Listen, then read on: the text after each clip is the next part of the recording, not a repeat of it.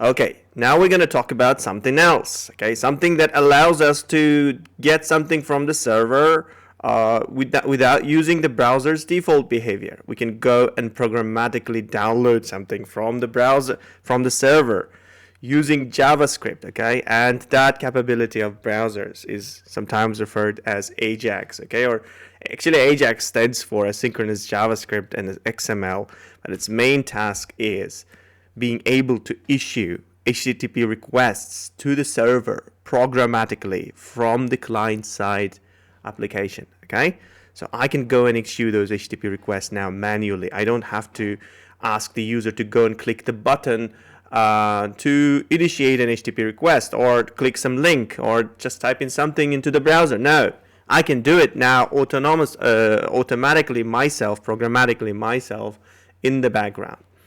Okay, but there is one thing that is kind of in the name of this technology, okay, which is called asynchronous. Okay, so we need to understand what that really means. Okay, so when we are dealing with a web page, we have a link, or we could have a button or something, okay, in the browser, and what user normally does is goes and clicks those buttons, right? So, and we know what browser does in this case. It goes and sends an HTTP request to the server.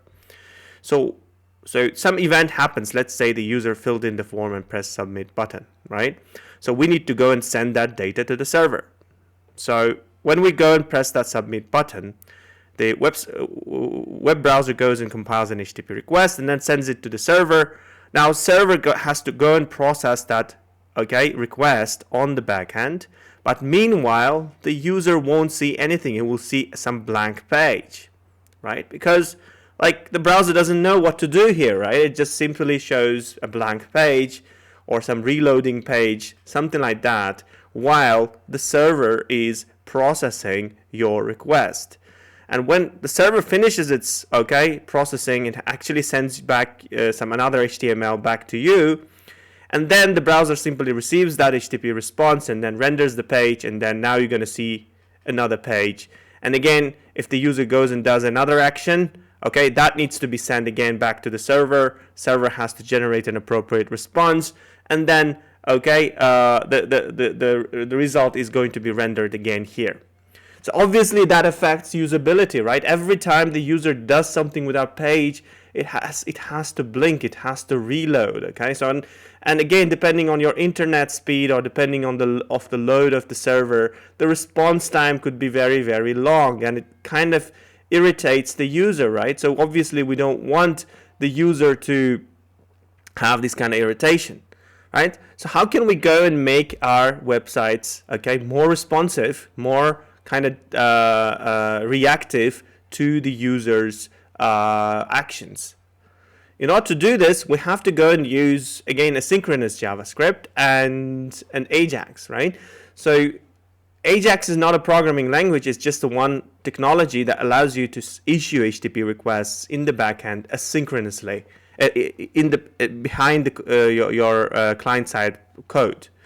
So it can download data from the server in the background. It can allow dynamically updating your page without making anything the user wait. Okay, so what happens with AJAX is that now your browser does not do the complete reload, because remember, now in your browser you have some JavaScript running in the back, right? So that JavaScript is but this JavaScript that is running behind in the background, now it is responsible for sending those requests. So it can go and ask the AJAX object to go and issue an HTTP request to the backend server. Now backend server simply goes and starts processing that HTTP request. Meanwhile, you simply see the same web page, as it basically there is no reload. Your page is simply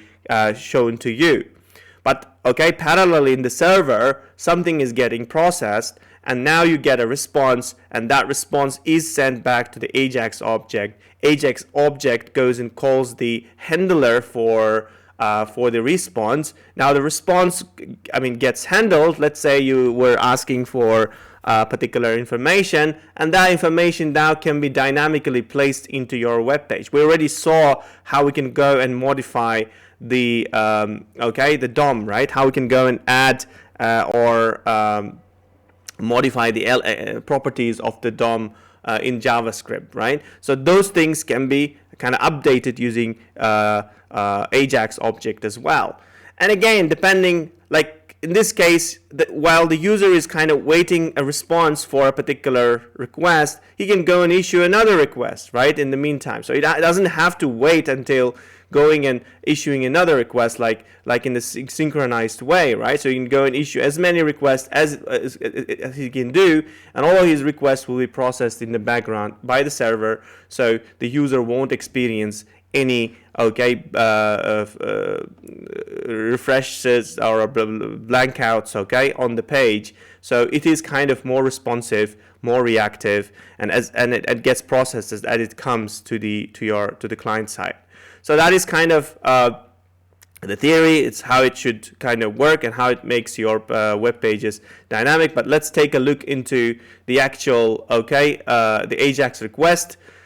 So so in this case, this is just a typical AJAX request. Again, the object is called XML HTTP request, and it is supported by most modern browsers. We can go and create this object and then use this object to issue these asynchronous requests to the server, right? So so in this simple diagram, you can go and look into the actual process. So there is a user interface. Let's say it could be some button which has a handler, on-click handler. On-click handler simply goes and creates this XML HTTP request object. It registers a callback to this object. And then it simply sends the message, and then this request is sent to the web server. Web server processes it, and then sends the data. Now data is handled by the callback. The callback goes and modifies the user interface. So that is kind of the path through which the browser client does it. This is the raw code for using XML HTTP request for AJAX object, but like you can go and do it in vanilla JavaScript like that.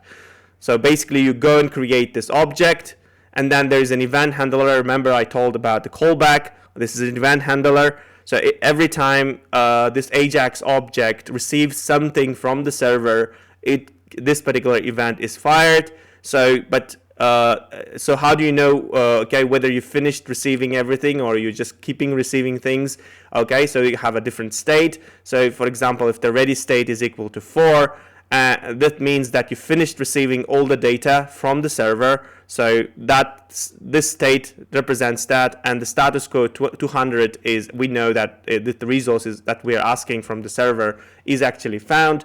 So now we can go and use the HTTP's response text or response HTML property to populate a certain elements in our HTML. So we can go and load something into given container, right? So that is the event handler. So now the next thing is we can go and specify the path, and then once we do the send, this particular request to this path will be true, means asynchronous.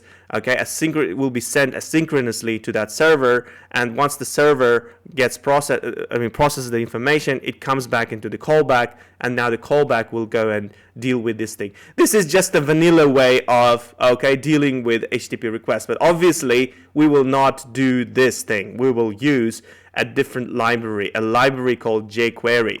Now, jQuery is a de facto, let's say, library for dealing with AJAX queries. And I mean, although it's not commonly used nowadays for developing client-side applications, I mean, back in the past, it was the main library for developing any client-side application. Nowadays, it is just a useful utility, that every client-side or front-end programmer needs to know. Because it allows you to easily traverse through the DOM and create elements in the DOM, and most importantly, it allows you to issue AJAX requests in a very, very intuitive way. So how we can go and include jQuery into our client-side library. So let's go and find out okay, jQuery's, okay, documentation, or we can go and click download here. And now, okay, we can go and reference this compressed version of the jQuery into our production, okay, or into our application. So I can go and press copy link here, right? So I can go and say copy link, and now I have, yeah. So I have this app. Now let me just delete unnecessary things. So I have this basic JS application. Here I can go and write script, and I can go and say src is equal to this, right? So, and I say text JavaScript. So now what I'm doing is I'm simply downloading things, okay, from the outside. In fact, I'm kind of importing this JavaScript into my simple JavaScript application. Now it means that I can go and use this code, okay, in this app.js. I can go and use jQuery here. Okay, so the first thing people usually do when they use jQuery is, okay, they're going to use this $, okay, function, okay, object. And it is called a jQuery object, this $. And $, can be used as a function, it can be used as an object, it can be used for many different things, okay? So now I can go and say document, and then I'll say ready, and I can pass a closure into it. So this is basically equivalent to writing things like that, right? Window onload is equal to this function. But, okay, people go and do this thing. So when the document is ready, sort of, you can go and hang these things inside your application, right? So that kind of works for us. So we can go and check that. Let me go and put the variable here at the beginning. And okay, so now, okay, if I want to assign a function into a document, now I can go and simply shorten this particular statement into this, and instead of saying on click, I can go and use the click method and then pass the event handler, right? So if I pass an argument to the click method, then it goes and attaches an event handler to the click event for this particular object. But if I don't, okay, pass any argument, then it will programmatically click this button, okay? So jQuery, kind of depending on the number of arguments, the function is overloaded, okay, to different functionality. So we can go and say this one as this one, and I can say key press as well. Okay, so I can go and yeah, key press. I don't know if I know use this one, but okay, let me go and try this one again, and so forth.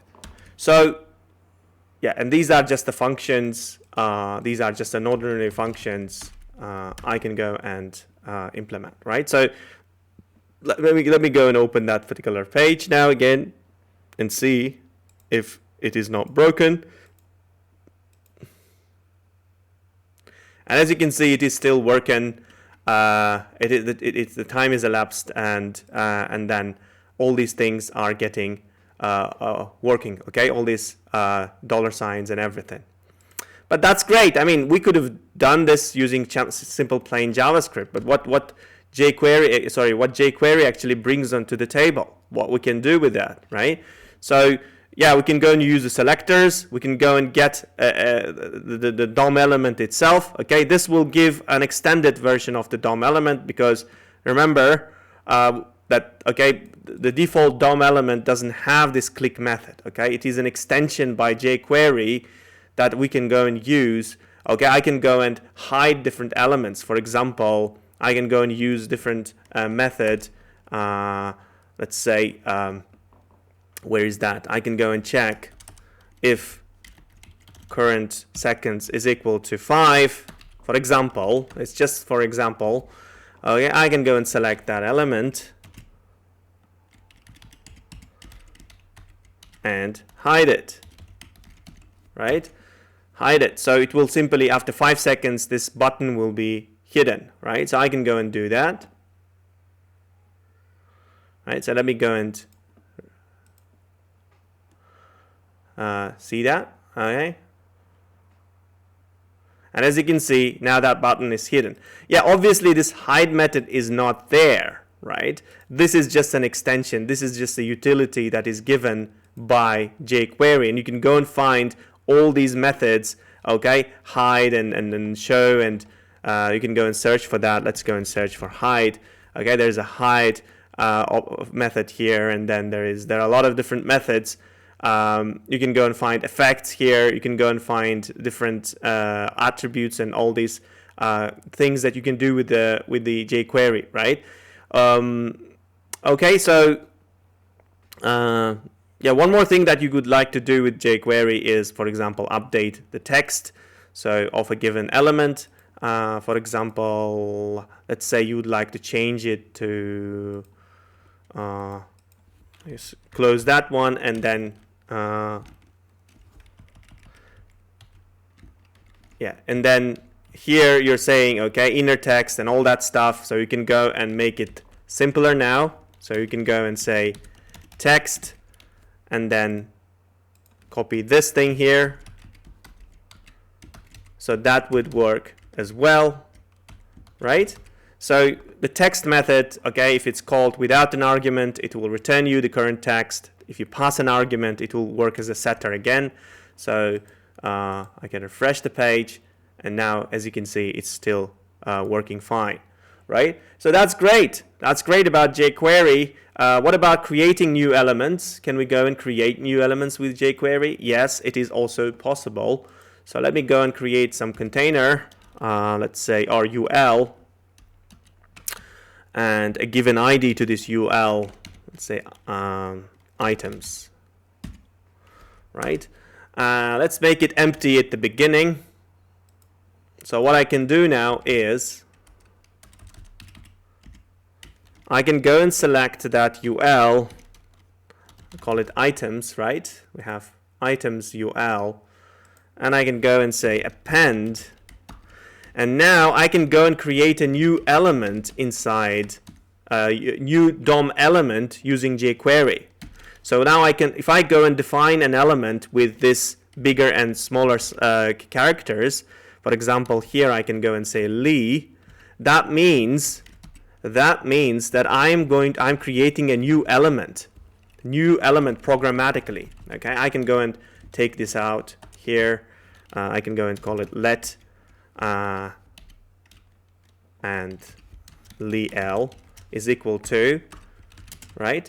So this is a new element, and I can go and give its properties. So I can go and say inner text is equal to let's say item and the time elapsed, right? So it's a current seconds, for example. So I created this list element. Now I can go and append it into that UL, right?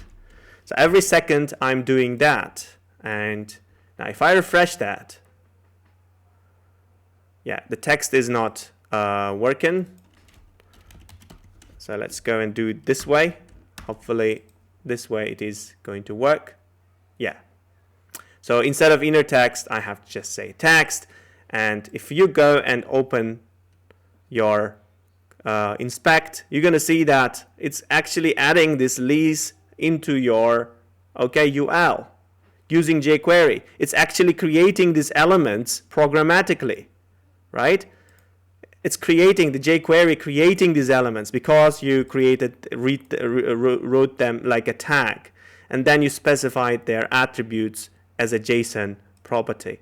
And then simply you're selecting an element, a container element, and then you're appending it into it. So you can dynamically create these elements using jQuery. That is good. That is great, right? Yeah. Let me just comment this out because I don't want all the flood here. Okay. So what else? Let's go and continue. So the main thing that jQuery actually gives us is, we can go and modify its CSS using CSS property. We can add classes. We can remove classes. Okay. And everything can be chained into one another, like CSS and then add class and source. You can change the source of the image. All these things can be done, okay, sequentially, like a method calls. That's kind of makes things working with elements very, very easy, right? So without jQuery, you have to go and select all the elements, and then you have to go through all the elements and do something with that, right? With jQuery, you have an each method, and each method you can pass some anything that you'd like to do with every element, okay? This closure, right? Or you can go and change the color of all the elements, right? So you have like all the elements with the, let's say you have a class called find me, and there are multiple elements which have this class, and you would like to change their color to red. So instead of going through all these for each loops and all that stuff, you can simply select, and this multiple elements will be selected, and then you can apply the CSS method to multiple elements, to collection of elements, and then pass a property, and it will apply this property to all elements. So jQuery is a really handy tool when you are working with your DOM elements. Okay.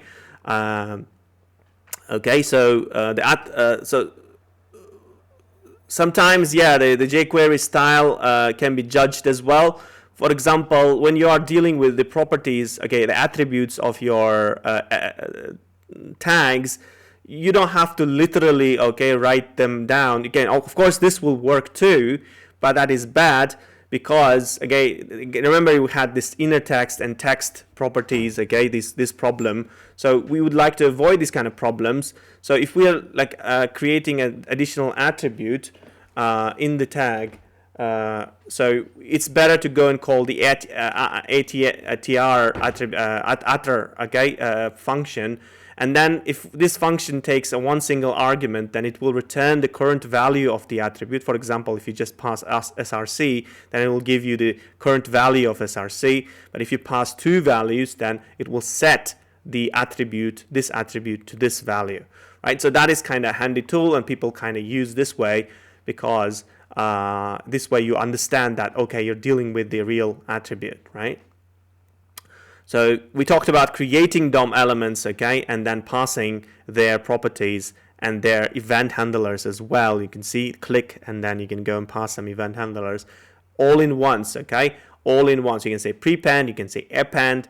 Again, these methods are available in the documentation. Now, finally, the most important thing why jQuery is so popular is its AJAX wrapper, right? It helps us to deal with AJAX very, very easily. For example, we'd like to download something from a different place, For example, in this, some resource just needs to be downloaded and its content has to be loaded, put into a different, container. Then, you just need to go and load something like that. So let me go and show you that example here.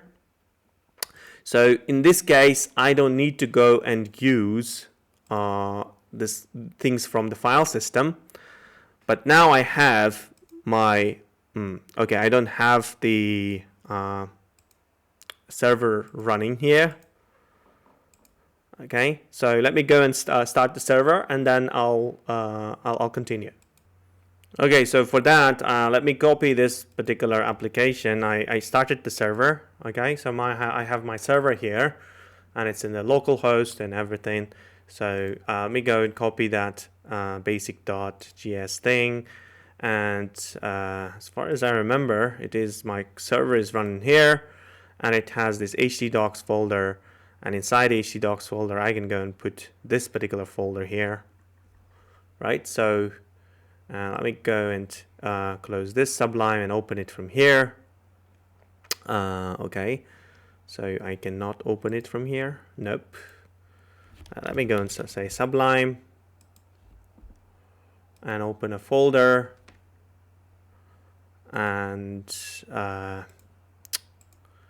okay, so this folder, I like to open this folder, right? So I'm going to go and open the folder.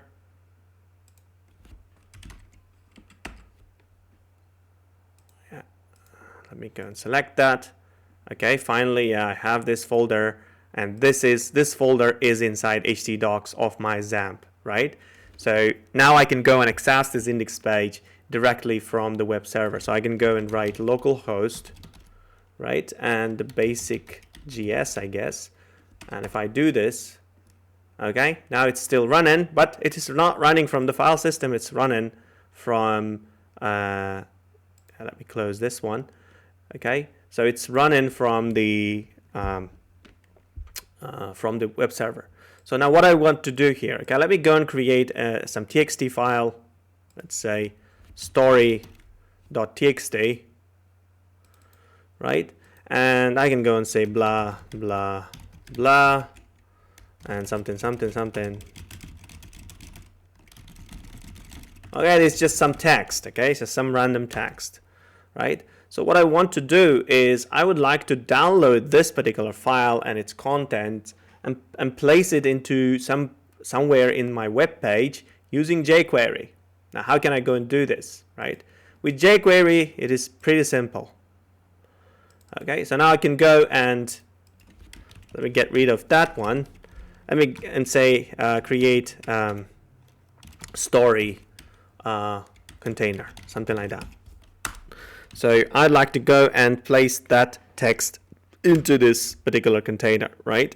Now, if I want it to be pre-formatted, I want it to kind of create, leave all the blank lines and everything there. I can go and leave it like that, like a okay? It's a pre-formatted text.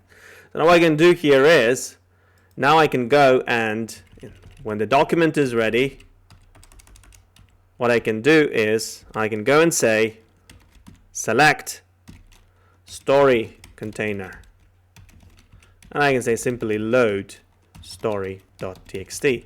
I'm just writing a relative URL here because, again, everything is relative to this one. So if I do this, it simply goes and issues an HTTP request, AJAX request, GET request, takes its content and puts it into this one. So let me go and refresh that. And as you can see, all the content that I created here is now displayed in my page. And how it is done, let's go and investigate that. Let's go and let's go and take a look into our network and see what's actually happening. So currently it is just blank. You can see it's just blank. No requests are actually went. Let me refresh it. And then let me take a look into what actually happened. Okay, that is just okay. That is this URL. Okay, I'm just getting the content. I'm downloading jQuery. I'm downloading app.js. This is just a normal thing that browser usually does. Okay, whenever it's parsing my my HTML page. Okay, so all of these things, you can see how these things actually, who is the one who actually caused these requests. Okay, this is a script tag which caused this request. This is a document itself, like something that's coming from the URL. Okay, this ng validate, all these are my just extensions. We can go and forget about those things. These are not part of my website. But the most important thing here is this thing, the story.txt thing, and you can see that its type is XHR. That means that is an AJAX request. That is an AJAX request, and it was initiated. It was called by jQuery, right? You can see its initiator. You can see that this particular request was sent, and you can see it is in fact HTTP GET request to this path. And now this is what you received as a response. And then once you got the response, you actually loaded it into this particular element. Okay, so yeah, see, that is as easy as it is. But you can go and go a little bit further, right? So you can go and instead of writing something like that, maybe you don't want to load the content into the things. You maybe would like to do something with the content before you go and let's say you would like to convert it into an uppercase, right? So before you go and put it into the into this container. So what you should do in this case, so you have to go and use this jQuery object. There is a get method. You just give the path story.txt, and then the closure with a response, right? And the response contains, okay, or txt, you can call it txt, contains the response. And what you want to do with that, okay, you can go and say const content or story is equal to txt string upper, what was that, to lower, to upper, to uppercase. Not particularly sure about this method, but let me go and find out. Okay, it's called to uppercase, so that's right. And the next thing that I'd like to do is, yeah, I'd like to select that pre now by their ID story container, and I can say HTML, or I can go and say text if it's just a text story, something like that, right? So that would do something similar to this one, but in between it does a little bit of a processing. It stores the variable, it does something with the variable, and I can go and refresh the page now, right? And now, as you can see, all of these characters are now uppercase, and it is working. Now I'm issuing a JavaScript example, right? And there is a generic method as well, right? So generic method is like something that you can use for issuing any type of request. So if you go and call AJAX, you can go and specify the URL, you can go and specify the type of the request. Not only get, you can go and send some data. You can specify what type of data you're expecting as a result, as a response. Is it a text? Is it JSON? Or is it XML? You can go and write this down here. You can give this timeout. You can specify what happens if the server returns an error, which means not 200 but something else. Let's say 400. What are you going to do in this case? Maybe you just go and show an alert. Okay, if there is a success, then what are you going to do with the response? You can go and write it fully like that. That is the common and the universal method for generating any type of an HTTP request. Okay, so this is success, this is error. Okay, and you can go and send some data. In this case, you're sending a textual data and so forth. So if you're sending post and there is a property called data, which kind of represents the request body, okay, of your request. So you can put inside the request body whatever thing you want. You can go and put some URL encoded data, and it will be a form post. You can put some JSON in here, okay, so it will be a JSON then, and so forth. So you can go and define and put any data you would like in here. There's a shorthand method for AJAX post as well. You don't have to go and use AJAX if you'd like to do a post. You can go and call the post method. The first argument is the URL. The second argument is the data. And it can be a JSON data too, right? Let me go and show you that example as well. So remember, we have http bin.org, right? And it has a post, okay? So it has a post endpoint. So what it does is it receives posts and it gives you back the result, right? So I can go and do that, right? So what I can do is, again, now let me not hide that button. Remember, I have a click me button here, right? So, and this is the handler for the click me. So let me go and issue a request, okay, every time the user goes and clicks that button, right? So I can go and send something to the HTTP bin. And what I can send an object. So I can say message is equal to, or I can just simply say message is equal to hello. Let's say age is equal to, I don't know, 15, something like that. And I can go and specify a callback whenever the function is finished. So I can go and say when the response, let me go and console log it. The response. right? So let's go and try this out now. So this is my console. Now if I click it, what happens? Okay, now I receive a response, right? And this response, you can look into this response. That is exactly, okay, what HTTP bin actually gives us, right? So it gives us the arguments, the data and the file, and headers, okay? So all that stuff, okay? I'm not sure. Okay, this is the form. So yeah, it's showing us that these parameters, age and the message, all has been passed into the into the HTTP post in the right way, right? So you can go and form post. In this case, it's just doing a form post. Yeah, it's taking an object and it's URL encoding it into your data and then sending a form. I mean, as if it's a form post to the server, so the server can go and read this, okay, based on these parameters, and then you can go and log all the response that it's coming from this particular, okay, page. It's HTTP bin, right? So that is something that, okay, you can go and play with when you're working with the AJAX examples, right? So there's one more thing that you need to know about XML HTTP requests, okay? So there is a restriction, okay, for sending requests outside your own domain, and this restriction is called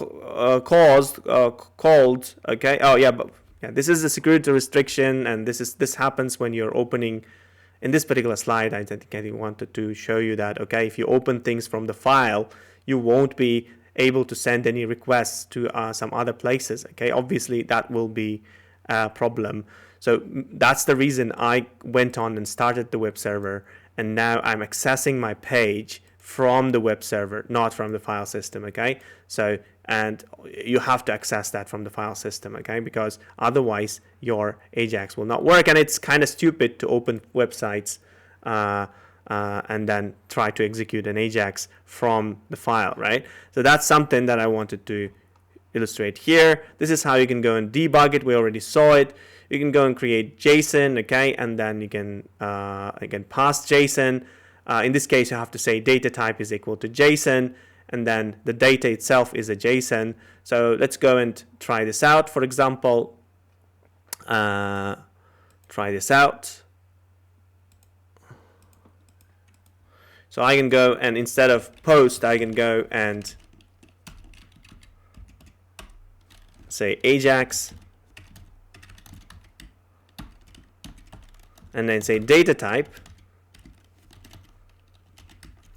JSON, right? And the URL is equal to this URL. This is the post, this is the endpoint. I would like to send some JSON to this particular place, and my data is equal to, let's say, this data. And now this will not be sent as a form, it will be sent as a JSON data, because my endpoint is expecting a JSON data structure, not a form, not a URL encoded form. So I can go and say resp as a response, and I can say console log and then resp. So that would do the work for me. So let me go and refresh the page again and open the you know what, I can go and put it here, right? So I don't have to. So this is the console, and if I press click, okay, so it's saying it's the method is not allowed. Yeah, obviously it's sending a GET request. Obviously we have to go and say method post, right? So in this way we can go and specify that it's a post. So now, okay, now it is, okay, it's posting things like, yeah, it's the HTTP bin is kind of processing it as a form. But if you look into the actual request, let's go and take a look into the request itself. Yeah, it's a URL encoded thing. Well, for some reason it's a URL encoded. Yeah, it's not JSON, sorry. It's not JSON, it's a URL encoded. Okay, so it's saying I'm accepting JSON, but this one. Okay, I'll let me see. Okay, so if you would like to send a post, a request with the JSON payload, not a URL encoded payload, then you have to do a couple of more things, okay, into the jQuery. In this case, you have to, okay, set the content type of your request body into JSON, because the server needs to know that the luggage that your request is carrying is a JSON. And the next thing that you need to do is you have to stringify. Okay, you have to say JSON stringify. Okay, there's a method, okay, available in every browser, modern browser, and then convert all your JSON object into, okay, a string, and then pass it as a string to the server. Now the server can go and identify your request body as a JSON object. So now you can go and look into this now. If you look into the post now, okay, and you can look into the request payload, you're going to see that this is in fact JSON. Okay, you're sending a JSON instead of a URL encoded data, and obviously your endpoint is now receiving it as not as a form but as a JSON object, and they can go and parse that JSON object and then do whatever it needs to do, okay, with that JSON request. So it gives you full freedom of expressing any data structure, okay, using your JSON format, and then send that JSON data to the server, so the server can do whatever it needs to do by just parsing that particular request. Okay, so that is also good. There's one more thing that I'd like to show you here. Okay, so there's also headers. Headers.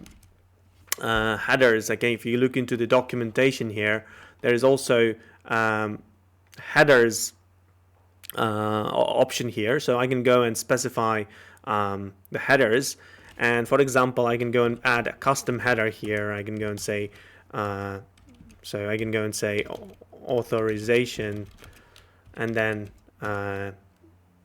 let's say bearer or something like that, and some random token, for example, right? It's commonly used by for authenticating things, right? So let me go and refresh it again, and then press click, and now if I look into this one, I can see in the headers that I actually sent that header as well. I can even see that from here, right? So I can go and look into my request headers. So these are my request headers, and these request headers, is that the one? Yeah. So yeah, request headers, they should be an authorization header somewhere. I don't know why it's not displaying here. Maybe it didn't recognize it, or this one, but we can know that. Oh yeah, oh, it's here. Okay, here's an authorization header and all that stuff, so we can go and add custom headers, okay, custom things into our request by the headers option here. So hopefully that makes it clear for you to work with the AJAX requests using jQuery. There's an exercise you can try, okay, creating an Urban Dictionary lookup. Okay, so create a form and create a button called lookup. So every time the user goes and clicks lookup, it goes and finds the word and sends that to this particular API. And this gives you an JSON response. Let me go and show you that. Yeah, it gives you a JSON response. So you can go and read through these JSON response and create different elements, okay, with a description of this particular word in the Urban Dictionary lookup. So you can go and try this out yourself. You already know how to send the request to this particular page. All you need to do is just to replace this word with the value here, and then you'll get a response, and that response needs to be translated into some HTML, okay, which can be generated dynamically on your page like that. Okay, so yeah, there's one more thing that you need to understand about AJAX. As I said earlier, the jQuery or AJAX in general, I mean, the browser puts a restriction to download, to using different, I mean, to sending requests to resources outside your domain.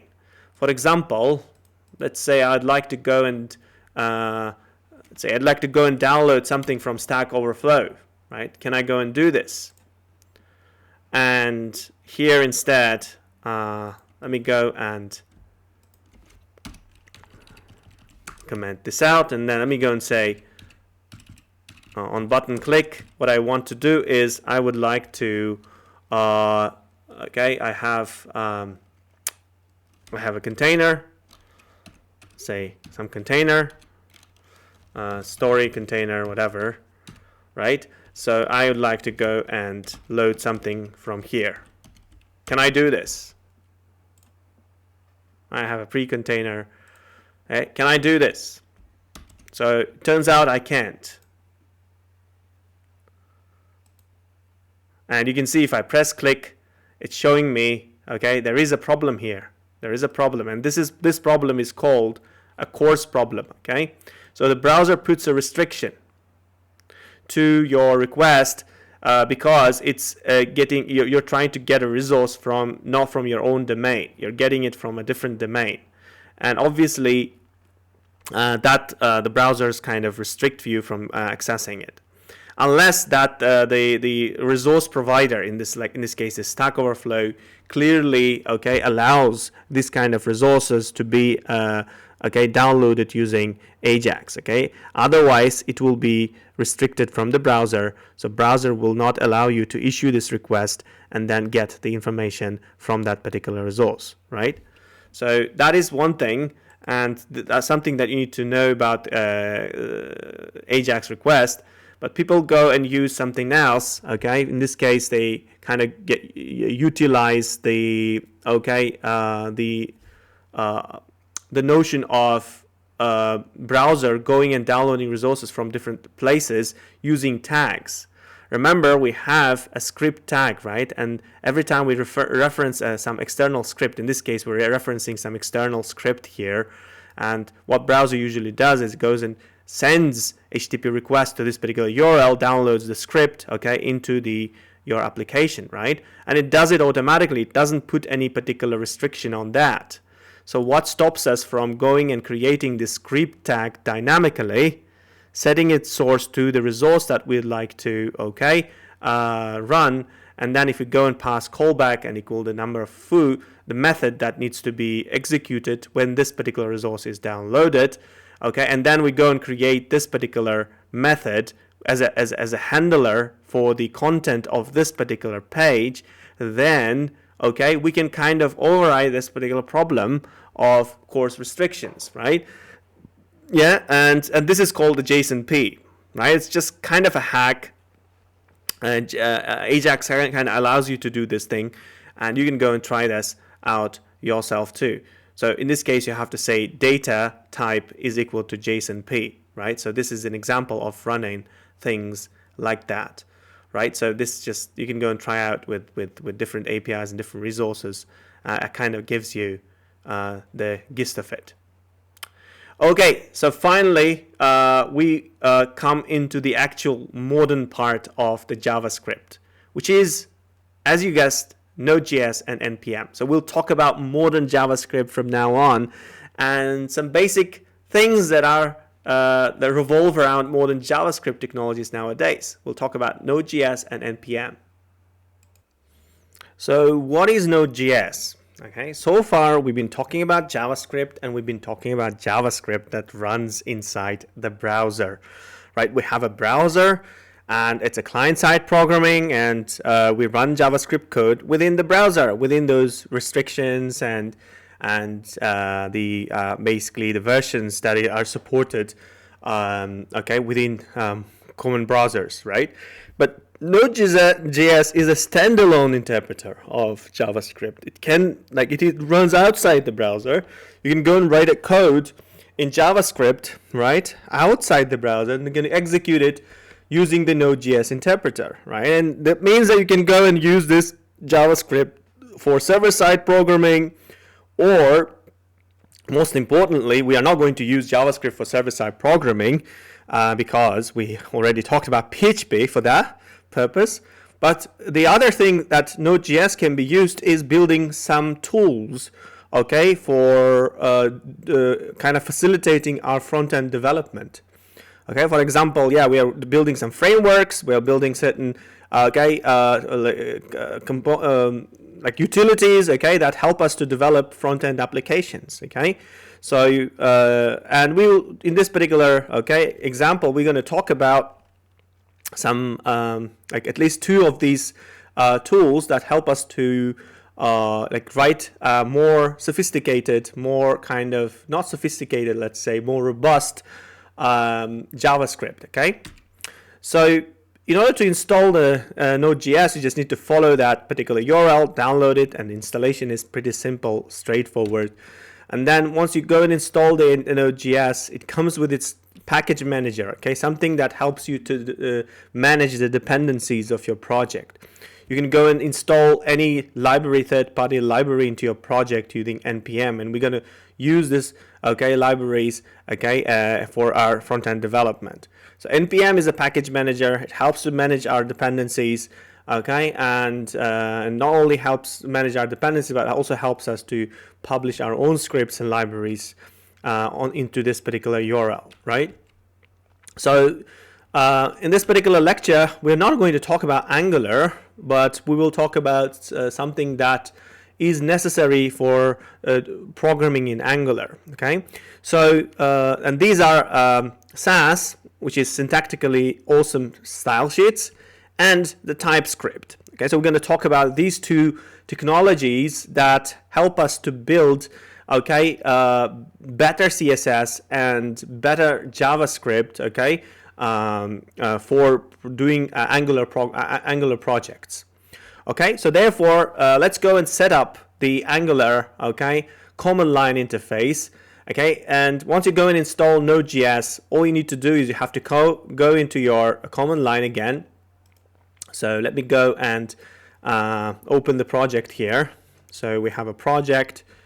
So I've got examples here, and then I got a lecture. This one I can go and set up.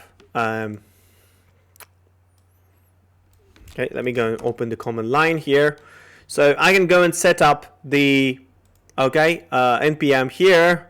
Angular command line globally here, but I already have Angular command, so I can go and say help, and if I go and type in ng help, yeah, it simply goes and shows me all the possible commands that the Angular command line interface contains, right? So Angular command line interface is ng command line interface, and I can go and use this command line interface to create new Angular projects. So you have to simply install it. If you execute it, okay, I can go and execute it myself, but I'm pretty sure it's already installed on my computer, so I can go and say globally, install globally, Angular CLI, right? So I can say Angular CLI, and if I do so, it simply goes and checks and says, you know what, you already have that thing.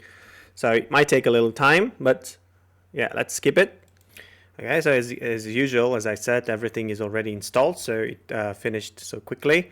The next thing I'd like to do is create a new project here, right? So I can go and say ng new skip install. So I don't want it to install it. So and my Angular, okay, something like that. I can go and call it. Let me go and call it my app. So I go and create a new project. So it goes and creates the template project. So it asks what I want Angular routing. Let's go and say yes.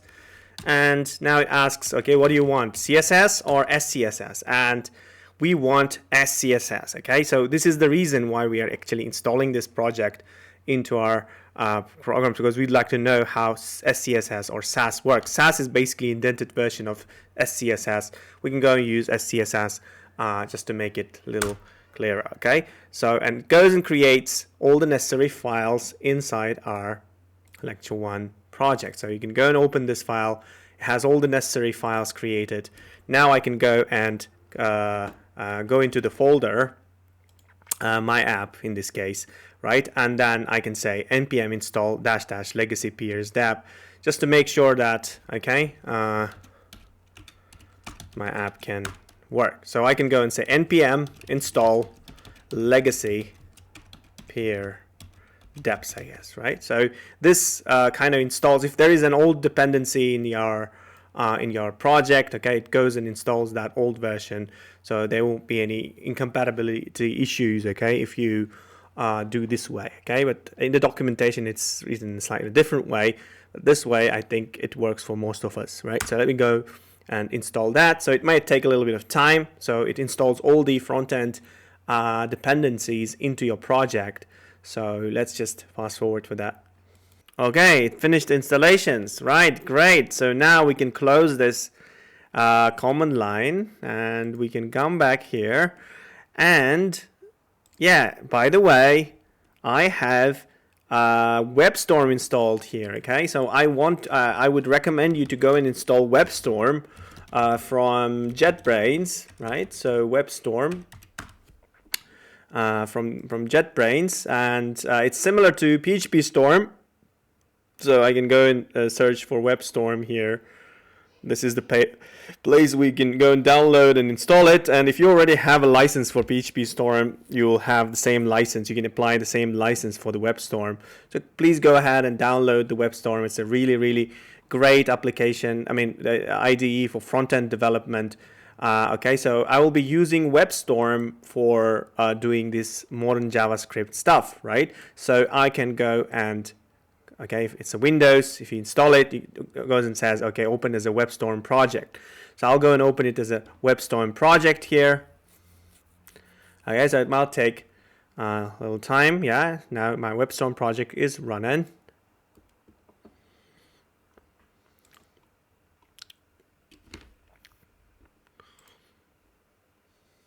Okay, now it is loaded, and this is my Angular project, and it already has everything installed in it. So if you look into the node modules folder, you can find a lot of different libraries that are already installed, which are part of your Angular project.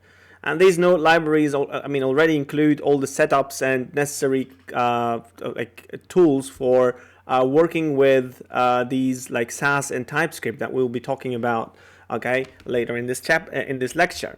So before we go and look into this one, let's go and start our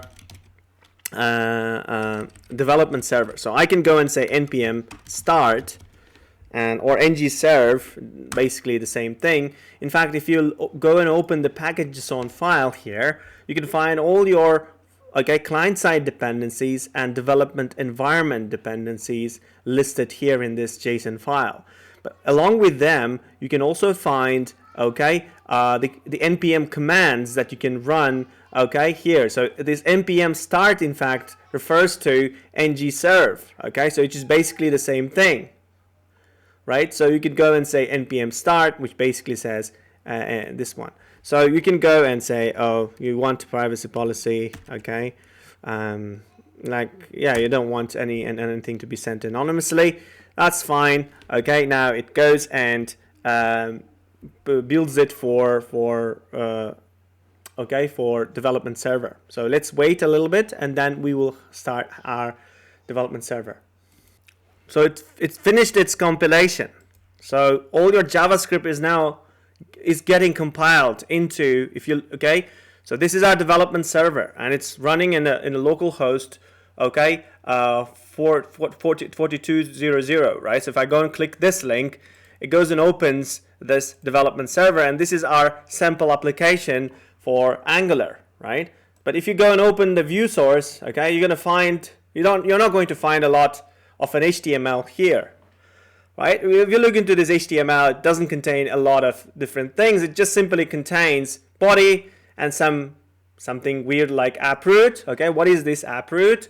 Yeah, but this is not something that browser can render, but something some other JavaScript code can go and render that into browser understandable elements. So script here, and there you got a runtime.js, you got a polyfill.js, and then you got this main.js thing. This main.js is your JavaScript, the compiled JavaScript application. So nowadays, when you're writing a JavaScript application, you go and do all your modular stuff. You go and write your code, with a backend JavaScript, and now the NPM and the Angular and its setup. Particularly, there is something called a Webpack here. So this Angular JSON file is coming here, right?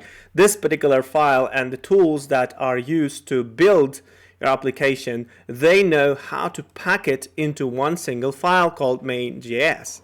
They do it for you. This vendor contains all the dependencies, libraries, and this is the bootstrapping part of your Angular, and then some other styles. This particular JS will load all the CSS styles and so forth. So every JavaScript file is just a part of your application Angular framework, and the main.js is something that is your own logic, and it gets packed and compiled into one single file. If you go and open it, it is something like that. It is compiled. It is JavaScript, but it is not human readable JavaScript. Okay, it's something that gets packed into one file. All your JavaScript files and dependencies are packed into this particular file, and we're going to look into how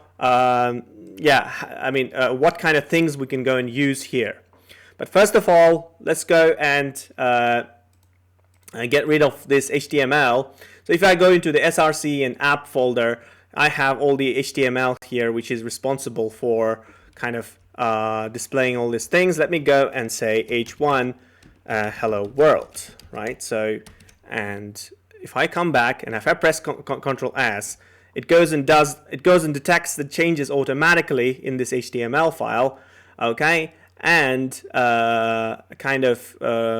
reloads my page. Now you can see hello world here, right? So this is kind of the root of my application. Remember, we talked about app root, and this is the place where I can go and write down any HTML, right? So that can be displayed in the root, right? So that's something like that. So we'll talk about Angular again in detail in the next lecture, but right now what I want to show here is using relevant technologies, okay? So the first relevant technology, as we mentioned, is a syntactically awesome style sheets, or SASS, or SCSS. Sometimes people call it SCSS. In fact, a SASS is just an indented version of SCSS. Yeah, it might have some small differences, but we will be kind of using those things interchangeably, okay? So, so what is the motivation behind having this particular language implemented in the backend? First of all, let me give you kind of understanding what is SASS, right? SASS is a meta language on top of CSS, so which adds new capabilities to CSS. SASS is not understandable by the browsers. It is a language we created to generate a code for a different language, okay? For example, I can go and write a SASS, style rules in SASS, and then I can use this SASS to generate a CSS, which is understandable by the browser, right? So why I would need this kind of language? What is the motivation behind of having this kind of transpiled language, okay? One language, higher level language, that gets translated into lower level language. Okay, why do I need this kind of meta language? The reason is I have a lot of repetitions in CSS. For example, I have my theme color, and it is, let's say, some shade of blue. I have to go and write down all these repetitions, okay, everywhere. I mean, if my boss comes and says, I don't want this, I don't like this color, go and use different color. Okay, what should I do then? I have to go through all these different style CSS rules and change that thing over and over again. Obviously, that is not something that I don't really like. So I would want to avoid these kind of repetitions. Okay, how would I avoid them? By introducing variables. If I go and save those things in the variables, then obviously I can use the variable or constants, okay, in the place of the actual literal color. And if I need to change that shade of blue to something else, I simply go and change the value of that variable, and when I generate a CSS, it will be generated with that color, right? So that is kind of something that I would really appreciate if I had this kind of feature in CSS, but I cannot have it in CSS because browsers do not support that kind of standard of CSS. What I'm forced to do is I have to go and create a new language which supports that feature, but as a result, it goes and creates and generates CSS from that particular code. Also, I don't have functions, okay, some handy functions, templates, okay, for creating different styles and effects, right? So that would be interesting thing to add into my language capabilities. It's also hard to maintain everything in one file, right? I mean, usually what I do is I go and write everything in one styles.css file, but I might want to have several files, like one file for designing the effects of the buttons, the other file for designing the effects and the look and feel of text boxes or lists and so forth. Like I go and develop a program. Normally, I don't put everything into the single class, right? I would like to have things modular, so I would like to go and make things in separate files and then import them into one big file. So as a result, I mean, when I'm generating a CSS, I can go and generate one huge CSS out of those many files. It makes my code, my CSS code, maintainable because it is split into smaller pieces, which is kind of manageable. Another important thing about SASS is I have to go and repeat certain kind of keywords, properties to make my styles cross-browser compatible. What is that? For example, certain features in in Chrome or in Mozilla, I mean, certain features are supported in Chrome but are not supported in Mozilla, okay? Or they are supported in Mozilla but in a different way. So what should I do in this case? Then in this case, if I want to address only Chrome, then I have to go and add a prefix to next to a property saying dash webkit dash, for example, border, and then this would mean, okay, I'm addressing Chrome only browsers. If I go and put dash Mozilla and dash the name of the property, let's say border or font family or whatever, that I'm addressing only Mozilla family of browsers, okay? So, I mean, there are a lot of browsers like the Firefox, and then there's a developer version of the Firefox and so forth. So there could be different groups of browsers. I can go and address them specifically by adding these prefixes next to the properties, okay, in the CSS. So I can go and do this, but sometimes I have to go and repeat the same values over and over again. I can simply avoid that by using SASS. Okay, I can go and create one single function which sets the border, and in that function it goes and does the thing for all browsers in the way that it is most compatible. So that those things could be done easily with the help of functions and this one. Okay, right, so let's go and play with that. So what is given in the SASS? So the one thing is the nesting, yeah? So, I mean, for example, you've got a navbar, and inside the navbar I got a UL, right? So I'd like to address that. So how can I go and do this? I can do the nested styles now.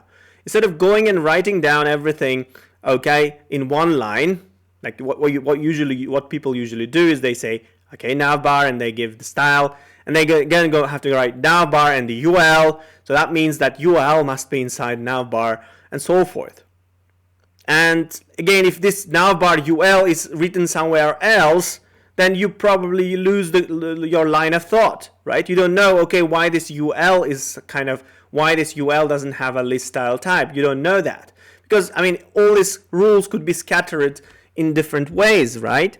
So that makes your code slightly less manageable. In SASS, you can go and write things like that. And you don't have to repeat these things, and all your navbar children are also wrapped, encapsulated inside the same thing. Let me go and illustrate you one example here. So I have this hello world here, and I got a paragraph, and I got lorem, yeah. I got some lorem text here, and inside it, let me go and put some span here. Let's say highlighted text, right? And just to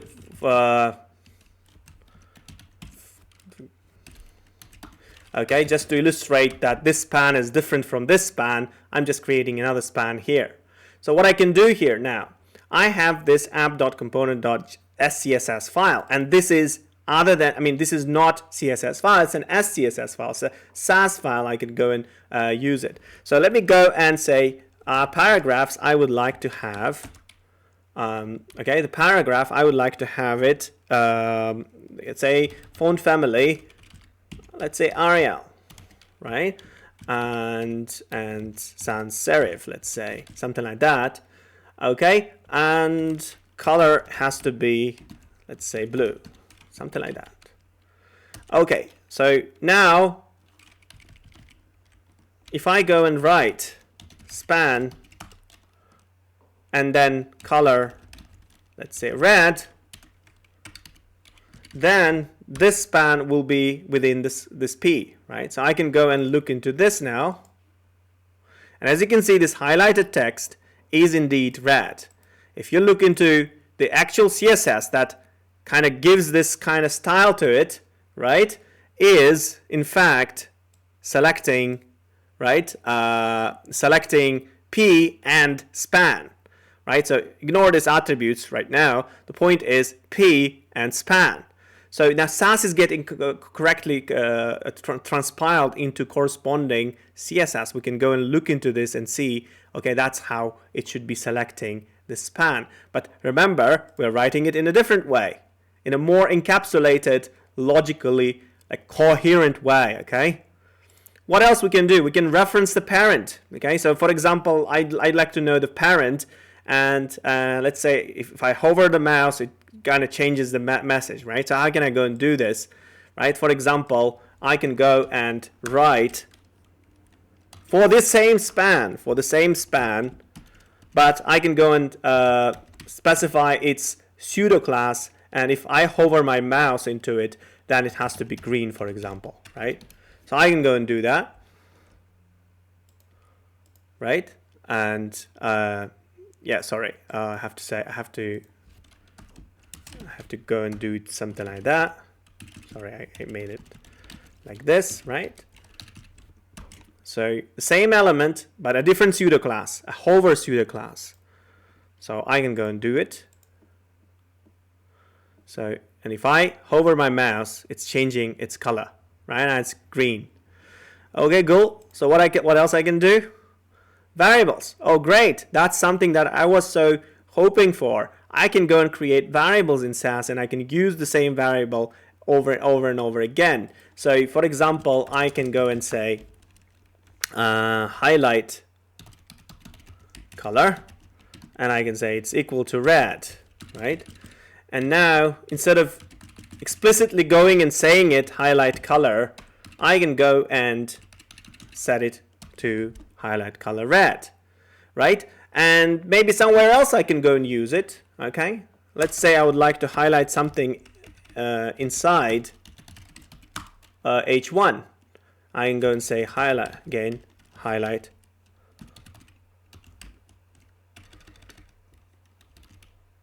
color. Okay, so if I come back again to the same place, now you can see, okay, this is green, this is red, this is red. Now I can easily change it to some other color. Let's say brown. And I don't have to go through every place, right? I just go and change the variable, and it changes it in both places. I don't have to go through different places. That is that is something, a great helper, right? I mean, saves a lot of time in my development, right? Another thing is I can go and use some built-in functions, right? I can do some arithmetic as well, and I can do some built-in functions. For example, I have to do some arithmetic, right? For example, I know the navbar is equal to 800, and I just need to go and set the width, like depending on the number of items which it has, which is, let's say, 5. It goes and divides that, and then takes 10 pixels. So that is going to be the total width of the list item, right? So again, you can go and do that yourself. I mean, I don't want to go and write all the lists and everything, just spend your time. But the point is, you can go and do that. Let me go and show you the lighten color. Okay, so the lighten is a function. It's a built-in function. You've got a darken color as well, darken function as well. So it basically lightens up your color by 20% and so forth. So I can go and do that here. So for example, if the user goes and like hovers something, I can go and lighten up the highlight color by 20%. So I made a typo here.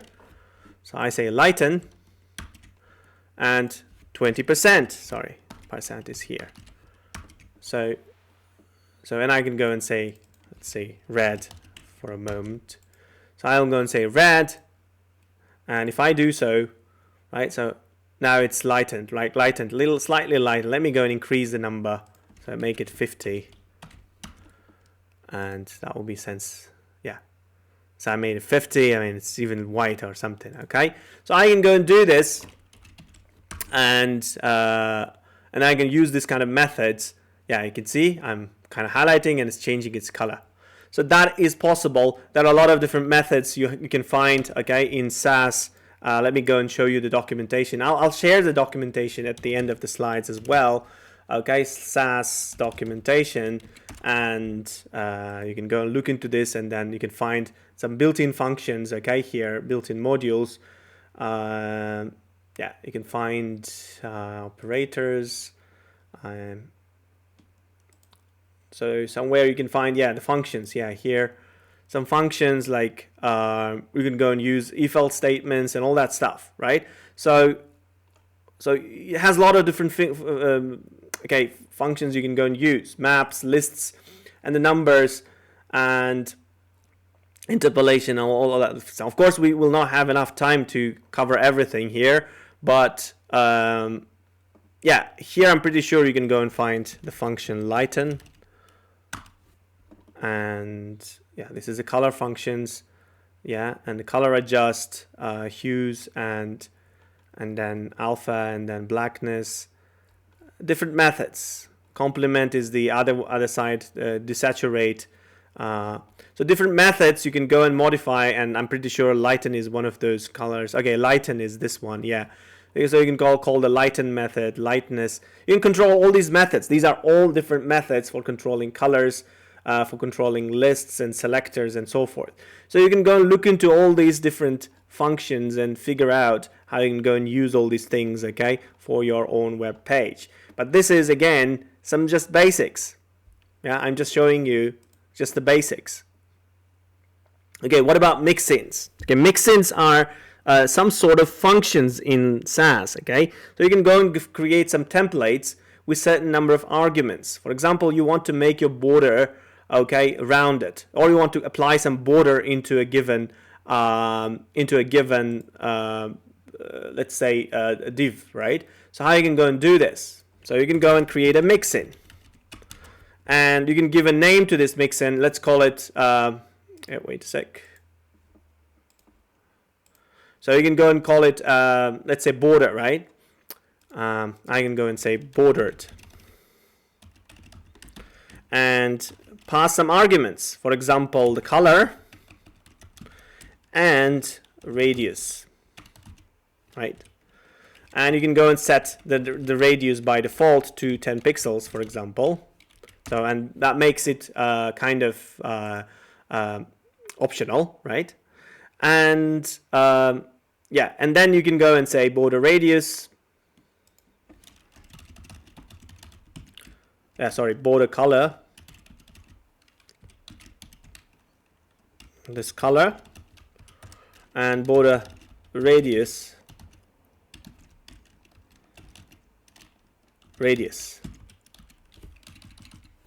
So now if I want to make my H1 bordered, you can go and put some additional, let's say, thickness, say 10 pixels, border, how it's called, border width, yeah, border width, I guess, yeah. So you can go and say border width and something like that, or you can pass it as a default parameter, or you can fix it like that. Doesn't matter, right? So now if you want to make H1 bordered, all you need to do is you have to say include bordered, and then you pass some value. Let's say you would like to make it gray border, right? So you don't have to pass radius because you already set the radius, right? But you can go and override that one as well, and yeah, and it's not showing us any border. Strange. Okay, let's try something a different way. I think I messed up with the CSS. Let's go and call border now. So we know that it is it has to be color first, and then it has to be solid, and it has to be 1 pixel, right? Or the other way around. So let's go and check this out. Yeah, here we go. So this is what we have. Like, you can go and put some padding because you're using borders, padding, and you can go and say 550 pixels, and you can go and put some margin as well, 5 pixels, and then you can go and say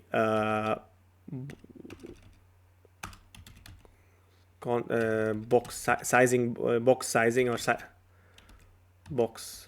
border box, right? Border sizing, box sizing. Let's say border box, something like that. So now whenever you set up the size of that particular thing, you will be sending the size, okay, from border to border. Now you have this like effect, right? You can go and apply this mix-in. You specified all the properties, and now if you want to make something bordered, all you need to do is just call this function like that, and it will apply the same styles. You can pass some parameters, you can leave the parameters, okay, empty. For example, if I go and set it to 15 pixels, now the size of the, radius of the border will be different. Okay, so that is mix-ins. Mix-ins help you to reuse your like structured, okay, styles, okay, over and over again everywhere. So you can go and import your mix-ins from another file to another file. So you can go and keep all your mix-ins in one file, right? And then you can import them into another file. For example, I can go and create a new SCSS file. So I'll go and create an SCSS file. I call it mix-ins, right? Now I'll go and create mix-ins, and I'll go and put mix-in here, right? And I can go and say import mix-ins. So now all my mix-ins are stored in this place, and I can go and use this mix-in because I'm importing it here, right? So as you can see, nothing got changed. It's still working, and it's still showing me the border, right? So that makes my CSS kind of more manageable and reusable. I can also extend the existing styles. I can add on top of this one, I can add new ones, right? No, I don't need, we already know that certain properties, if they have a parent-child relationship in HTML, they already inherit certain properties, but border is not inherited. Background is inherited, in fact. Okay, but what if these two classes are not, within the same child relationship, right? I just want to make an error. I have a certain style for the error, but if I want to add a new thing to the error, I can go and extend this class simply by using the extend method. Right? That's kind of something that SASS allows us to do. Okay, now what we have is the Bootstrap. Okay, I can talk about SASS, okay, for an hour or two, and still it will not be enough to finish everything about SASS. I refer you to the documentation to figure out new features of SASS. I'm just giving you the basics, okay, the basic things that help you to work with SASS and when you're styling your application, right? So, and also one more thing that you would like to have is the Bootstrap. Bootstrap is a ready-made style sheet for your application. So you don't have to go and create all your styles from scratch. Why? Because like the people, the designers already created for you these style sheets. You can simply use these style sheets. You can use the style classes that are provided by the Bootstrap style sheet, okay, in your application. So how you can go and install Bootstrap into your application, right? So it's pretty simple. You just need to go and say npm install bootstrap -- save. So it will go and save your Bootstrap dependency into your package.json file as a front-end dependency, and then you have to import all these style sheets and it has a JavaScript part as well because it has components. You're gonna have to go and import these two things into your Angular.json file, and I'll show you how to do that. So first of all, let's go and set up Bootstrap into a project. So I'll go and open a new terminal here, and I'll say npm install bootstrap. Okay, save. So this basically installs only the style sheet. It doesn't install, if you, been working with Angular or some projects, you might think, okay, it goes and installs some components as well. No, it doesn't install components, it just installs the style sheet. So now, once after the installation, you can go into your node modules now, node modules, and then you can find this Bootstrap folder here.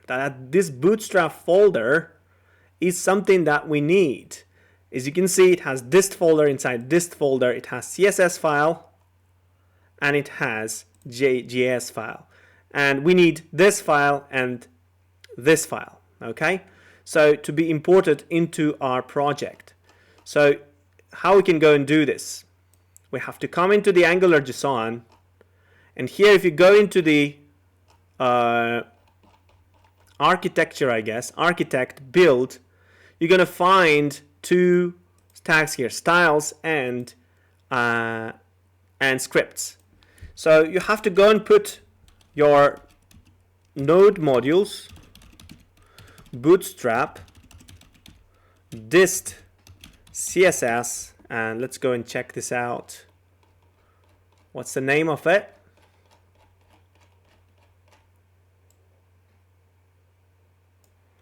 Okay, and it's bootstrap.css, right? So we can go and write bootstrap.css. It's already built, okay? If you want to build your Bootstrap, okay, from scratch, you can go and import SCSS as well. In this case, okay, any change that you make here, for example, the colors or anything, they will be processed and converted. For example, if you open the variables here, you have all the different colors here, and then different gray shades of gray, different colors, different codes. All these variables, they customize your Bootstrap styling, right? You can go and modify all of this stuff, okay, yourself to get a custom Bootstrap style sheet, right? And then you simply, instead of importing things from CSS, which is already built, right, you can go and import this one, and it will build variables, it will build everything, and it will build a new CSS for you with a custom, okay, with your customizations. But we'll just go an easy way and simply import the already built SCSS file, right? And also we need to go and import the built JavaScript file. So in this case, I'll go and say JS, and as far as I remember, it is bundle.js. It's another built JavaScript. So now we imported Bootstrap into our project, right? So if I come back into my project again, right now nothing has changed yet, nothing that's changed. But now, if I go and restart my application, I have to go and restart my application, otherwise it will not recognize it. If I restart my application again, say npm start again, and it gets compiled, it will include these two dependencies now into my application. Remember, I'm modifying Angular JSON file, which is responsible for defining the way how my files are packed into one single main.js file, right?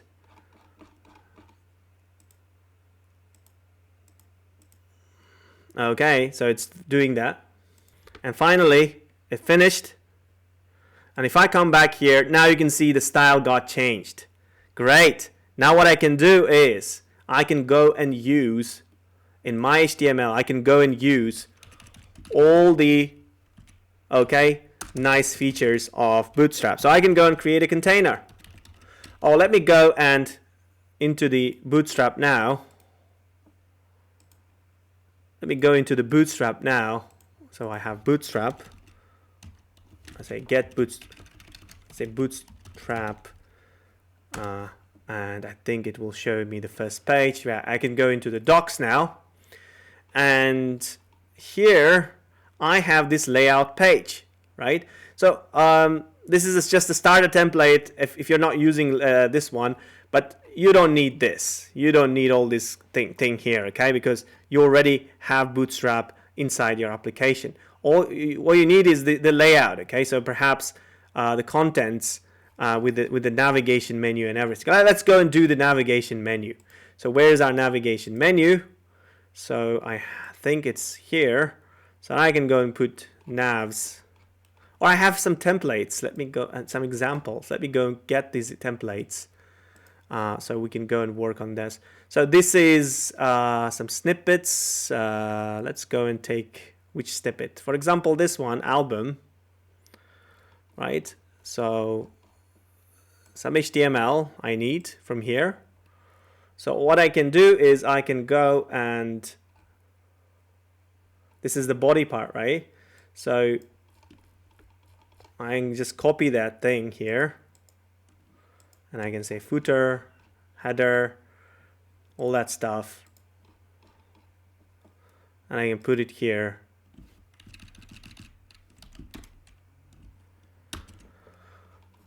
Okay, so and it got compiled.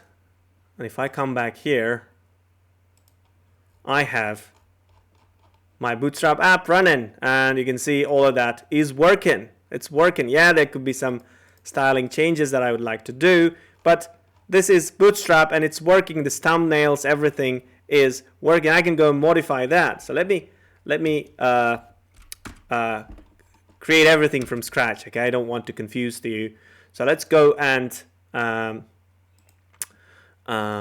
put something else here.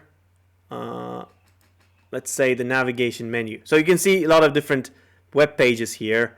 Okay, so Jumbotron, for example, example button and everything. I can go and get this example. I start with the main, and then I'll just get the main, and I'll put the entire HTML here, and all of a sudden I have that Jumbotron. And yeah, this H1 is something that I'm making here, so I can go and get rid of all that stuff here now, just to make it look better. So this is my page, and it has this Jumbotron example, it has this button, all that stuff. So let's just investigate this thing, how it's actually doing that. So yeah, again, I cannot spend a lot of time on Bootstrap, but I can give you the insights. Okay, so in Bootstrap you have a grid system. So grid system means that you can go and split your horizontal space into 12 blocks, right? So you can specify, okay, how many columns, what is the size of a block, okay? So you can go and specify container. Container contains everything, right? And inside a container, you go and say py, and y is the p means padding, and y means the contrary to common belief, y means here the horizontal space. Okay, so this, like, you're putting a padding of, okay, for the container on a horizontal space 4.4 pixels. So you can go and look into this here from here. If you open the container here, there should be a container somewhere. This is a container, and you can see horizontal, top and bottom. Okay, top and bottom. Why? Because y is vertical. So I mean, I call it horizontal because it puts padding on top and at the bottom, so it's a horizontal padding for me. But you may say top and bottom. Okay, so it puts, okay, 4, and 4 means 1.5 rem. So it goes and puts this number of, space on top and the bottom. Okay, so py means that.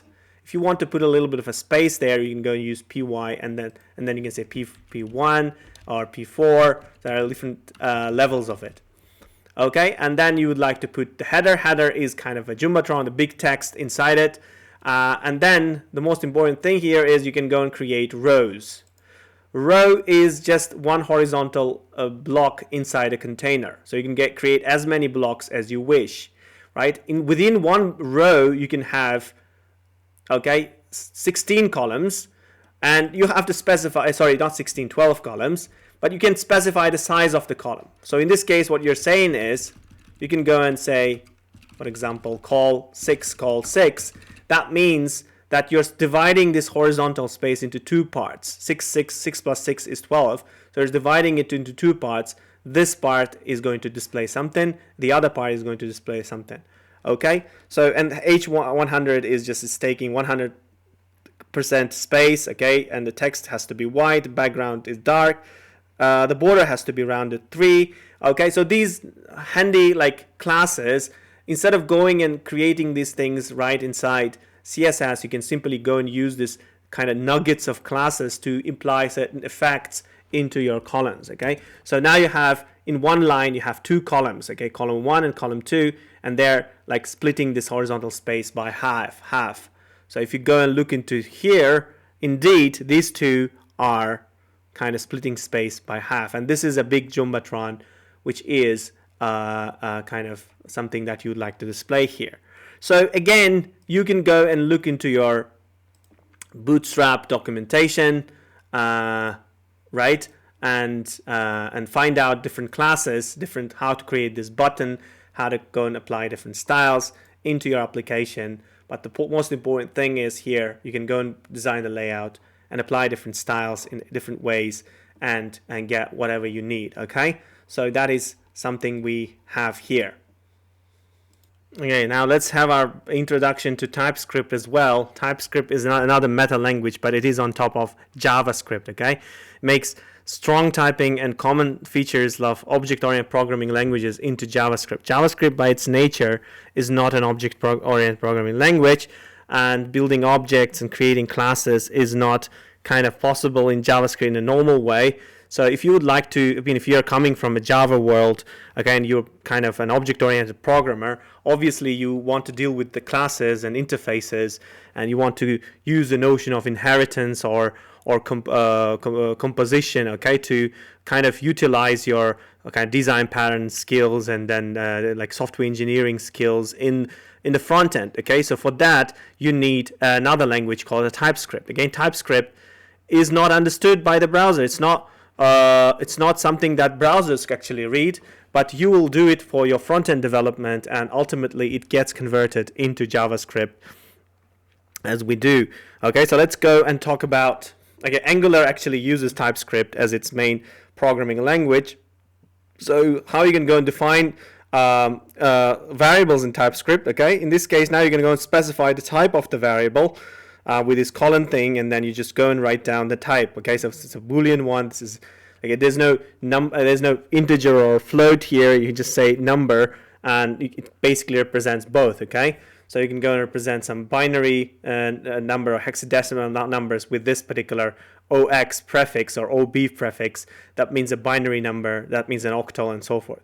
You can go and create a string. You can go and create arrays like that. This is an array. And you can go and like declare a tuple as well. Tuple is, it's just a pair of values. So key value pair. The key has to be string and the value has to be a number.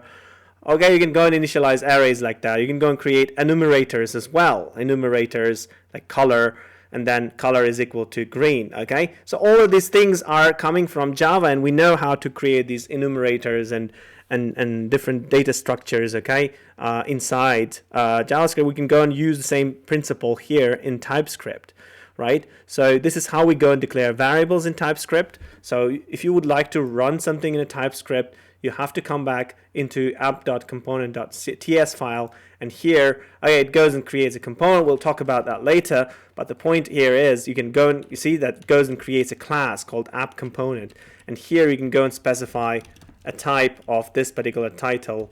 In this case, you can go and say const or let, or you can say private, in this case public, right? You can go and use the modifiers and then say string, and that it will be fine, okay? Or you would like to go and create a function called public, and then the function name is, I don't know, let's say, big, like uppercase title, right? So what it does, so it takes, right, it takes your current variable and then it returns it. So it returns a string. So you can go and say this title. Now, by the way, this keyword now applies to the instance of this particular class. Now, this is not necessarily the sender, and you can say to uppercase. And you can call this method everywhere, anywhere you want. You can particularly call it here inside the component as well.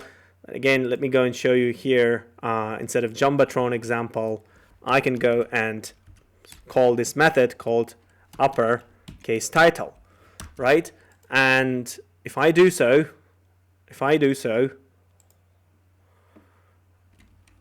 yeah,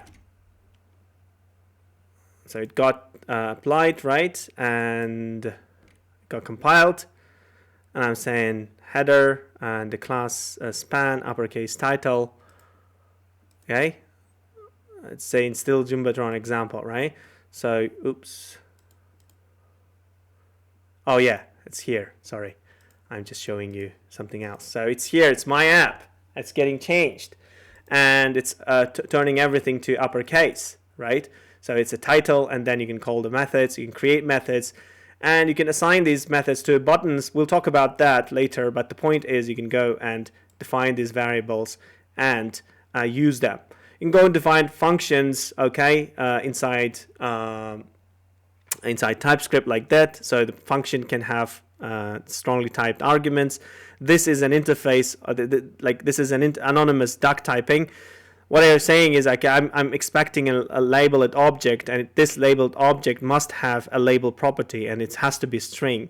So that's how you can go and specify the interface of your argument. And you can go and put colon here, and then you can say the output type of the column. If it's not returning anything, you can go and say void. Okay, so it doesn't return anything. In this case, it doesn't return anything. Okay, you can go and define interfaces. Same way, right? Explicit interface and a key value pair interface, okay? And so if you go and put the question mark, it becomes optional, meaning that when you're saying that this particular object belongs to this interface, this property doesn't need to be assigned, but other properties have to be assigned. Read-only makes it read-only property. Okay, so you cannot assign it directly. You can only pass the value, okay, while initializing the object. But after that, you cannot go and change it. This means that like your object becomes like a dictionary. Okay, so you go and pass a key, some string, and then it will be equal to some any value. Any means any type, data type, right? So you can go and define objects like that, and then you can pass these objects into this method, right? It won't be a compilation error. But okay, if you don't have this property, then it will be a compilation error. So you cannot pass that object if it doesn't fit into this particular interface. Yeah. So you can go and create function types as well, like delegates. For example, the search function is an interface, and this is a it is a function. It takes 2 arguments, and it has to return Boolean, right? So every time you're defining like my search, and it is a function, then you can only assign function like that into this variable, right? So imagine that like in TypeScript, we can go and create functions as objects as well, and that's how you're going to define the interface of the function. You can assign the function back into this variable as well. And your normal way of doing Java programming, you can define interface, you can implement the interface, right? You can create a class, 2 classes, 1 class can extend the other class. That's how you can go and do this. That should be pretty familiar to you. That is the constructor of your class, and it takes a particular set of values. And then if you say snake extends an animal, then it has all the properties and so forth. So those things are typical object-oriented way of programming things. And there are some other additional things that are coming with the TypeScript. These are basically the EcmaScript, the 6th version of the JavaScript, which is currently supported by most modern browsers. But still, when you're compiling a JavaScript, these things will be compiled to EcmaScript 5, right? But EcmaScript 6 is something is a new version of JavaScript, which contains a lot of interesting features. And we're going to look into those things. For example, this let keyword is only available in EcmaScript 6. And if your browser supports EcmaScript 6, that means that you can go and use let, which means that it goes and respects the scoping rule. So if you go and wrap it within this particular curly brace, then this food will be local within this scope. And if it goes beyond that particular scope, then this food will be, okay, not visible. So that's something that you need to understand. You can also destruct objects, okay? For example, you can go and define an object like this, which has 2 properties, occupation and father. You can destruct it into 2 separate variables like this. So if you say Luke is equal to, and you open the braces like this, and then say occupation father, So it will kind of map the properties of your object occupation to occupation variable and the father to father variable. And this way you can go and read all these things like that. You can go and use map method, and then you can go and use arrow functions. This arrow function is just a shorter way of defining closures. So what it's kind of a lambda functions, okay? So you go and say x and then gets the squares for you, right? So pass that particular function into the map method and simply applies that function to each element of the array and returns you another array with each element going through this function, okay? So you can go and define optional variables like this, and then if you don't pass anything, it will just be 0. You can unpack you can get multiple arguments. So if you go and put this ellipsis, like 3 dots here, so it means that like this particular function can take as many arguments as possible, and these arguments will be packed into one single array. So another important thing is you can go and export and import different functions. Okay, so for example, you can go and create a 1TS file. There you can go and define 3 different functions. Okay, and you just pack them into one particular object, and then you export this object, call it API, right? And now in different place you would like to import it. So how are you going to import it? You're going to say import, and then you just write down, okay, the name of these 2 properties of this API project, sum2, sum3, and then you can go and redefine these names, call it add 2 numbers, sum3, this one. And if the name of this file is called, is inside the folder math, and its name of this file is called addition.ts, then you just go and import it from here. So that means that you can go and use these 2 methods like functions, okay? So you create one function, like a model, and export it, and then you can import it from that file into a different TS file. So that's how you can make your JavaScript kind of modular. You can go and map things using a map object, okay? So in this case, not necessarily it has to be a key. A string, it can be any object, it can be an integer, it can be a student object, which is mapped to a different object, and so forth. You can iterate through the maps with key value pairs like this. The map has an entries property, which basically gives you all that stuff. And the most important thing is the promises. You can go and create promises. What is a promise? Promise is, remember, we have an asynchronous calls, right? So when we don't know the result yet, but the result comes, okay, when your callback is actually called. For example, this function doesn't return you a value, but it accepts a callback. And this callback is a function which takes the value and does something with that value. So if you're within this function, you call another asynchronous method. Let's say download this, and then download that, and download that. So then you're going to have a callback hell like that. So you'll have all the nested functions. All the callbacks are getting nested one after another. So promises can help you to solve this problem in neat way. So you can go and create these 5 functions separately in one place, and then when you're calling this function 1, okay, and it goes and returns, instead of a result, it goes and returns a promise, and then the second function takes the promise and then works with that promise, and so forth. And at the end, you can go and do something like that. So first of all, you just need to know how to create these promises. So promise is a new object. So when you know that the result has to come, okay, but you cannot give the result. Instead of the result, you give the promise object. So what is a promise object? Promise object is an object which takes as an argument a method. A method, okay, with 2 arguments on its own. Right, so resolve and the reject. So the resolve method, again, the resolve argument is also a method, right? So it's a function, you're passing a function with 2 arguments, and the arguments of this function are functions themselves. So it will be a little bit difficult to grasp it at the beginning, but imagine this is a new object. Here you're passing a function. This is a function. It's a real function, right? And the arguments of these methods are functions as well. Okay, within this function, you're saying, imagine this is an AJAX call. So you're passing an AJAX call to a URL, And then this AJAX call has a callback. You pass the callback as well, and in the callback you'll get the result. And now you can call this resolve method with that particular object. So if it resolves to the value, so now whoever gets this promise will wait until this resolve method is called. Whenever this resolve method is called, this promise will resolve into a value. This promise object will now magically turn into your response. Otherwise, it will be just some kind of a block, a cog in your wheel. It will stop your function from going to the next line. It'll wait until this resolve method is called.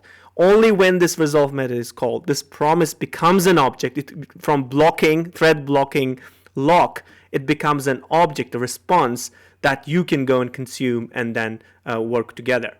So one example here is the parallelizing like multiple promises. Let's say you're going to download multiple resources, and you have to download it in this way, in this order. First you have to download commits, and then the opened, and then the signed, and this one. So you have these URLs. So in order to avoid this kind of callback hell, you can go and create an array of promises. So, and every promise, what it will do is it will go and send a URL, AJAX request to a URL, and when it's done, which is basically equal to the success, when it's done, it will resolve the data, right? This resolve function is called. But note that this is a promise object. Now I can go and call all method for the promises, and I pass the array of promises into it. So it will go and wait until all these promises are resolved, and once they are resolved, it collects the results into an array called results, and then give you everything in one big array. So you can go and do that here. And the final thing here is one good thing about the promises is that you can go and use async await constructs.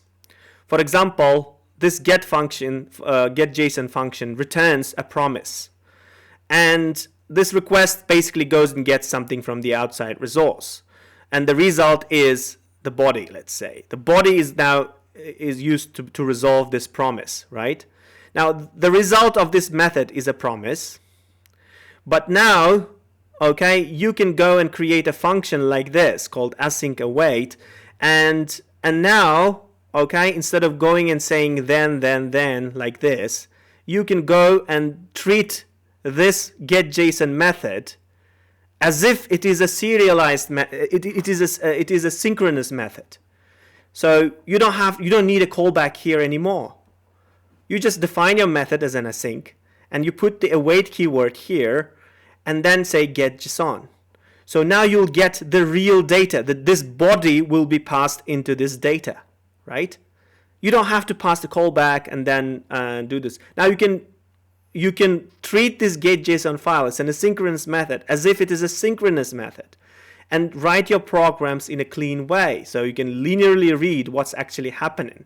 So before going and coming back into the callback and jumping back and forth, you can go and define things like that. So that gives you a better way of dealing with asynchronous calls, especially the ones that actually download something from the internet. And the other thing is the generators. The generators are functions. You have to put this star here to create a generator. Are functions which can return multiple outputs one by one. So remember, function basically gives you one single output, and that's it. That's done. Function is gone, right? You call the function, it yields you an output, and that's gone. That function is gone. You call it again, it again starts, and so forth. The generators, on the other hand, are functions with some sort of a state. Every time you call the function, it is going to yield you some value. So for example, this silly generator yields 4 different values. First time you call it, say silly generator, it's a generator. You call the next method, it will yield you a value 1. And it gives you its status. Is it done? No, it's not done yet. And next time you call it, it will return you 2, 3, 4. So why this is good? because imagine that you're pulling something from the server and you don't know how many items are there. You know how to scroll it, how to go to the next element, but you don't know how many elements in the back. You can go and write your logic, and instead of return, you may say yield. And every time you're iterating through these elements, you can go and call the next method and call it and iterate through the elements. Okay, the generator will know how to pull the data from the backend and give it to you on the client side. But okay, you can go and repeat it as many times as you need. Okay, so the generators are cool things. It helps you to iterate through different elements. Okay, if you don't know how many elements you need, or you just like generating them on the fly. Okay, so again, I understand a lot of different things today we talked about, and there are a lot of tutorials and handbooks everywhere. I just provided you all those things here, so please go through them. Okay, again, please understand that I'm not actually expecting you to go and understand everything fully here. At least I want you to go and understand the gist of it. So if you want to develop yourself in this area, you kind of understand, have a basic idea behind what is a modern JavaScript and what kind of technologies are there, okay, and what do they do, how they can help you to optimize your work and build front-end application. That is the basic kind of message of this lecture. So if you got this message, that is something that I really want from you. But again, it would be mesmerizing at the beginning, but if you start doing something about that, you'll kind of start getting the grasp of it, okay? Thank you for your attention, and you'll have another lecture, one more lecture posted today, later, about Angular, and that will kind of conclude our semester. Thank you very much.